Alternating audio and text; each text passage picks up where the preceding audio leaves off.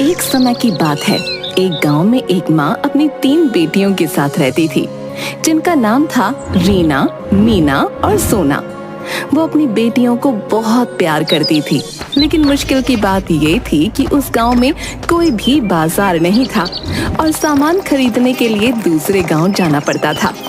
इसलिए जब भी उसकी बेटियां सामान खरीदने बाजार जाती तो उनसे कहती, मेरी प्यारी बेटियों, तुम्हें जो चाहिए वो खरीद लो। माँ की बात सुनकर उसकी रीना और मीना ज्यादा से ज्यादा जितना हो सकता था सभी सामान खरीद लेती हैं। औरतों की पसंद का हर सामान वो अपने थैलों में भर लेती, लेकिन उस औरत की तीसरी बेटी सोना कुछ भी ज्यादा नहीं खरीदती। एक बार जब वो सब बाजार गईं, सबने फिर अपनी पसंद की चीजें लीं, लेकिन सोना चुप रही, क्योंकि उसे कुछ भी चीज नहीं खरीदनी थी। इसलिए उसकी माँ ने पूछा, सोना, क्या तुम्हें कुछ भी नहीं चाहिए? तुम कुछ भी क्यों नहीं खरीद लेती हो? नहीं माँ, मेरा मन कुछ भी लेने का नहीं करता। मुझे कुछ भी अच्छा नहीं लगता।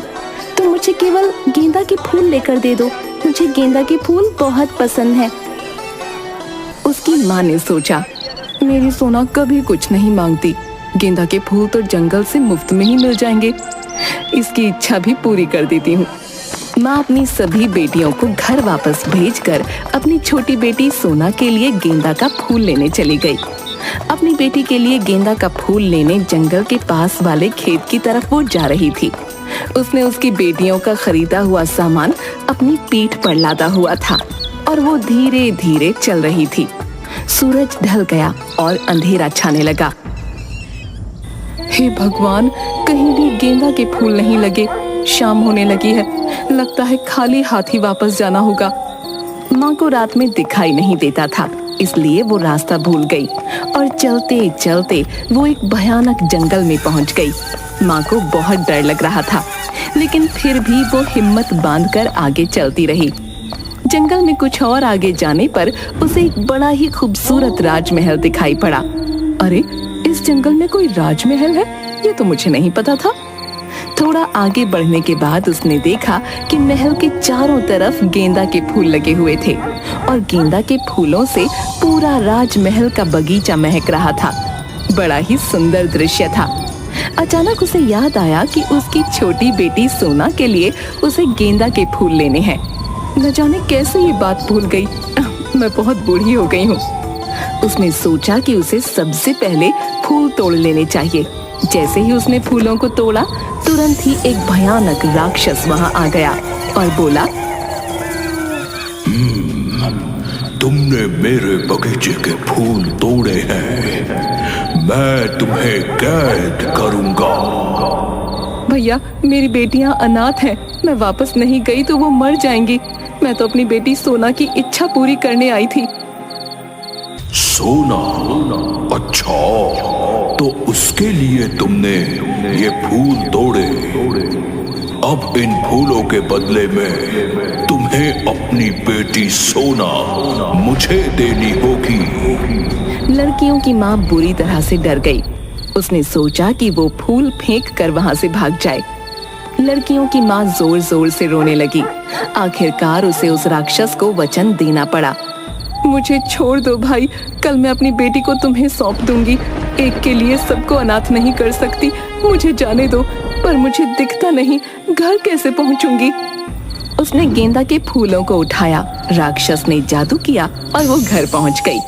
उसे देख सोना दौड़ती हुई आई और बोली, तुम कहाँ चली गई थी माँ? मुझे फूल नहीं चाहिए, पर तुम मुझे छोड़कर मत जाना। माँ ने कलेजे पर पत्थर रखकर फूल सोना को दे दिया और बोली, बेटी, तुम्हारे लिए तो ये फूल लेने गई थी। ये बहुत महंगे हैं। तुम्हें महल में जाकर इन फूलों का मूल्य चुकाना होगा, लेकिन मुझे नहीं पता तुम उसमें से वापस आओगी या नहीं। ठीक है माँ, डरने की कोई बात नहीं है, मैं वहीं रहूंगी। उसकी बेटी ने इन सब बातों पर कोई ध्यान न दिया। वो फूलों को पाकर बहुत खुश थी। आखिरकार वो अपनी माँ के साथ राजमहल की तरफ चल पड़ी। जब वो वहाँ पर पहुंची तो उसने देखा कि वहाँ वो सब कुछ है जो उसे चाहिए। चारों तरफ फूल लगे हुए थे। वो बड़ी खुश हो गई। देख बेटी, मैं जा रही हूँ, आगे जो भी होगा उसका सामना तुझे ही करना होगा। मैं जानती हूँ तू मेरी बहादुर बेटी है। अगर मुझसे कोई गलती हो तो मुझे माफ कर देना। बेटी मैं मजबूर हूँ, मुझे तेरी बहनों की भी रक्षा करनी है। सोना को वहाँ छोड़कर उसकी माँ जल्दी जल्दी अपनी दूसरी बेटियों के पास चली गई।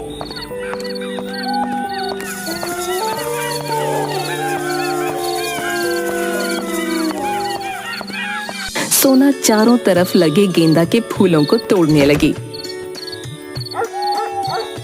और उनकी सुंदर सुंदर मालाएं बनाने लगी। फिर महल के अंदर जाकर उसने देखा महल में बहुत गंदगी है। हे भगवान, महल के बाहर इतने सुंदर फूल लगे हैं और महल के अंदर इतनी गंदगी। चलो मैं ही इस महल को साफ कर देती हूँ। माँ कहती है अब मुझे यहीं रहना है। सोना जल्दी जल्दी महल की सफाई करने लगी और उसे पूरी तरह से उसने चमका दिया। फिर गेंदा के फूलों की माला से पूरे महल को सजा दिया। तभी अचानक भयानक राक्षस उसके सामने आ गया और बोला, मैं ही यहाँ का मालिक हूँ। तुम्हें मेरी सेवा करनी होगी, वरना मैं तुम्हारे पूरे परिवार को मार डालूंगा। नहीं नहीं, मैं तुम्हारी सेवा करूंगी, तुम किसी को मत मारना। ठीक है, मुझे तेज भूख लगी है, जाकर खाना बनाओ, मैं अभी आता हूँ। उसके बाद वो बाहर चला गया और 3 दिनों के बाद वापस आया। उसने आकर सोना से कहा, क्या मेरा भोजन तैयार है? चलो परोसो। सोना उसे दाल चावल खीर परोसती है। ये क्या है?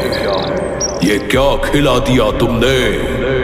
मेरा तो स्वाद ही खराब हो गया। सोना राक्षस की खतरनाक आवाज सुनकर डरकर महल में बने मंदिर में चली जाती है। तभी राक्षस की नजर अपने महल पर पड़ती है। ये मेरा महल है? ये इतना साफ सुंदर फूलों से सजा हुआ। वो देखता है कि महल के अंदर सोना दीप जलाकर भजन गा रही थी। इसने तो मेरे महल की काया ही पलट दी। इसे इनाम देना होगा, पर कहीं ये इसी लालच में तो नहीं। इसकी परीक्षा लेता हूँ, लेकिन अगर उसके सामने इस रूप में जाऊंगा तो ये डर जाएगी। मुझे रूप बदल कर जाना होगा। राक्षस एक जख्मी बकरी के रूप में बदल जाता है और महल में घुस आता है। अरे बकरी रानी, अच्छा हुआ तुम आ गई। दोनों मिलकर रहेंगे, अकेले तो मेरा दिल बिल्कुल नहीं लगता। सोना ने बकरी को नहला धुलाकर साफ किया, फिर माथे पर टीका लगाकर बोली, आओ तुम भी पूजा करो। वो बाहर जाकर मिट्टी में लौटने लगता है। ओहो प्यारी सहेली, लगता है दर्द हो रहा है तुम्हें। कोई बात नहीं, अभी ठीक कर देती हूँ। गेंदा के रस में चंदन मिलाकर तुम्हारे पूरे बदन को चमका देती हूँ। सोना बहुत मेहनत से गेंदा का रस निकालकर चंदन का पेड़ ढूंढकर उसकी लकड़ी लाती है, उसे घिसकर घोल बनाती है और ऐसा करने में उसके हाथ जख्मी हो जाते हैं, पर वो बकरी को साफ सुथरा कर घोल लगा देती है। राक्षस को चंदन की महक से आराम मिलता है और वो सो जाता है। हे राम, इस बकरी के खर्राटे तो बड़े ही भयंकर हैं। मुझे इनसे डर लग रहा है।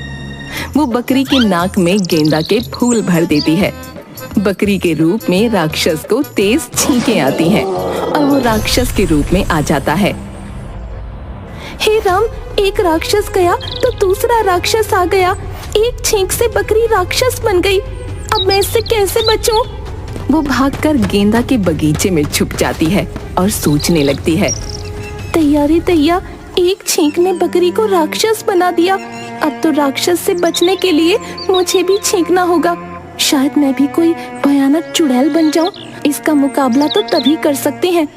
सोना ने अपनी नाक में गेंदे के फूल की डंडी डाली और जोर से छींकी। बहुत बढ़िया, अब डरने की कोई बात नहीं। अब इस बकरी राक्षस का काम तमाम करती हूँ।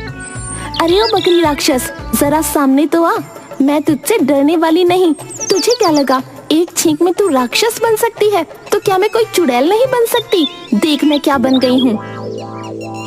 राक्षस उसे देखकर हंसता है और कहता है, तुम अभी भी सोना ही हो। और सुनो, मैं बकरी नहीं हूँ, असली राक्षस हूँ। क्या तुम मुझसे शादी करोगी? मुझे तुम बहुत पसंद हो। मैं और राक्षस से शादी? तुम तो पहली रात में ही मुझे खा जाओगे। ना बाबा ना, मैं तुमसे शादी नहीं करूंगी। मैं जानता हूँ, मैं बहुत बदसूरत हूँ, इसलिए कोई भी मुझसे शादी नहीं करना चाहता। मेरे लिए तो यही अच्छा है कि मैं मर जाऊं, लेकिन डर के मारे कोई मुझे मारने भी नहीं आता। तुम मेरी मदद करो। मदद? मैं भला तुम जैसे राक्षस की क्या मदद कर सकती हूँ? तुम मुझे मार दो। अगर तुम मुझे मार दोगी तो यही मेरी सबसे बड़ी मदद होगी और मैं तुम्हें छोड़ दूंगा। सोना, मेरे हाथ में जो तलवार है उसे लेकर मेरा सर काट दो। सोना जोर जोर से रोने लगी क्योंकि उसे इस तरह की चीजें करने की आदत नहीं थी। उसने कहा, मैं ये नहीं कर पाऊंगी। अगर तुमने ऐसा नहीं किया तो मैं तुम्हें टुकड़ों टुकड़ों में काट डालूंगा। अब सोना के पास कोई दूसरा रास्ता नहीं था और उसने अपने हाथ में तलवार ली और राक्षस के सर को काट दिया। उसका सर शरीर से नीचे गिरकर बॉल की तरह जमीन पर घूमने लगा और उसके शरीर से बड़ा ही लंबा खतरनाक सांप निकला जो बहुत ही भयानक तरीके से फुफकार रहा था। मेरे सर को तुरंत काट दो। मैं बेकार में सबको नहीं मार सकती। तुम तो मेरा कुछ भी बुरा नहीं कर रहे हो, फिर भला मैं तुम्हें क्यों मारूं? अगर तुमने मुझे तुरंत नहीं मारा तो मैं तुम्हारे पूरे परिवार को निगल लूंगा। तुम्हारी इतनी हिम्मत? शायद तुम्हें नहीं मालूम, मैंने इतने खतरनाक राक्षस को मारा है। अभी तुम्हें स्वर्गलोक पहुंचाती हूँ। इस बार सोना डरी नहीं और उसने सांप के सर को तुरंत काट दिया। सांप के मुंह में सोने की चाबियां थीं। वो तुरंत ही एक खूबसूरत नौजवान में बदल गया और बड़े ही प्यार भरे स्वर में सोना से बोला, सोना, एक श्राप के कारण मैं राक्षस बन गया था। मैं यहाँ का राजा हूँ और ये गेंदा के सारे फूल मेरी प्रजा। सोना ये देखकर हैरान हो गई कि सभी गेंदा के फूल इंसानों में बदल गए। ये महल मेरा है। एक जादूगरनी ने मुझसे बदला लेने के लिए मुझे और मेरी प्रजा को इस रूप में बदल दिया था, लेकिन तुम्हारी मदद से मुझे सब कुछ वापस मिल गया। तुमने मेरी मदद की है, इसके बदले में मैं तुमसे विवाह करूंगा। ये सुनकर सोना बड़ी प्रसन्न हो गई। कई दिनों के बाद महल में एक बहुत ही शानदार विवाह हुआ और सोना महल की महारानी बन गई। उसने अपनी माँ और अपनी बहनों को भी अपने पास ही बुला लिया और सब महल में अच्छा जीवन बिताने लगे।